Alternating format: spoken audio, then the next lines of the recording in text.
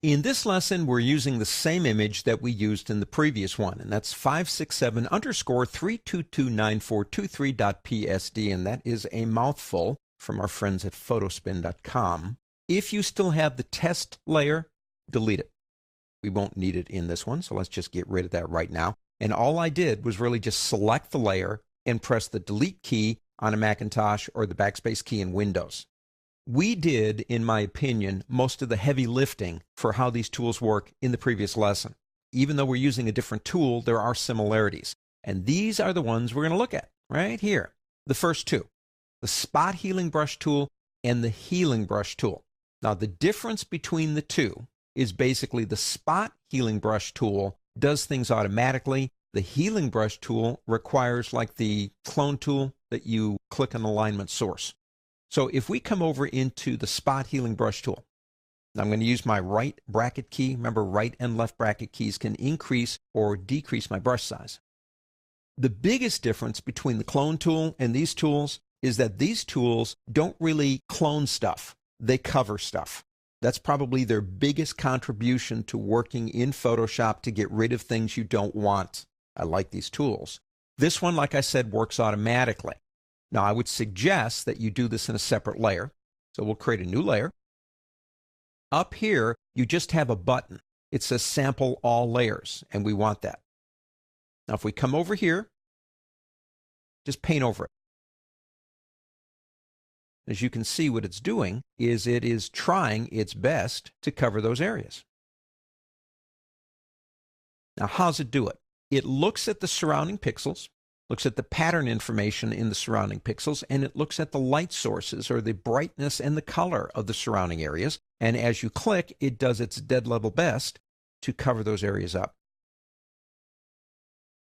And now we don't got no cows, do we? Now, if I turn that off here, you can see what we did, which doesn't really look all that impressive until you turn it back on again. Okay, so we got rid of all the cows. That one, this one right here, to me is the most valuable because it makes the decision that what you're trying to cover is being surrounded by what you're trying to cover it with. So that one I really do like. The other one's a little bit different. Select layer 1, press Control-A, which is Command-A on a Mac, but select all, and press the delete key. Of course, that's the backspace key in Windows. Now, let's go to the next one. The healing brush tool requires that you sample an area. Now, if we have a line turned off, which we do, remember what that means. It will always go back to the original point before it does another healing. So we'll leave that off. We do need to change this to current layer and below. Now we'll come over here, do basically the same thing. I'll hold down the Alt key, Option on a Mac, and click. Now when I come over here, it looks a little bit like the clone tool in that it's copying information, but here's the difference. If I come down here, notice that spot's darker because the grass up there is darker. But watch what happens when I let go. I love that. You know what it's doing? It's looking at the stuff up here, and it's saying, okay, Andy, this is lighter down here. You know that, don't you? And basically what I'm going to do is I'm going to look more for the texture of the grass. And when I get into that area and you click, I'm going to try to change the actual color information to match what is in that area.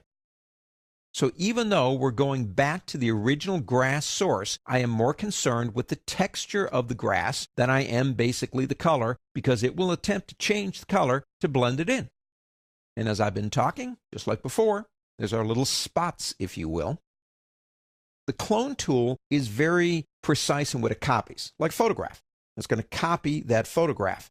What this tool does, and you'll see this when we get into some of the other lessons in this chapter, is it will introduce just a smudge of blurring, just a little bit of blurring, and it helps blend the areas in. So if you're looking at the reason to use one tool over another, one of them might be if you need precise details, then you'd go to the clone tool. If you're looking for a little bit of softness to help the areas blend in, then you might use the healing brush tools. That's about it.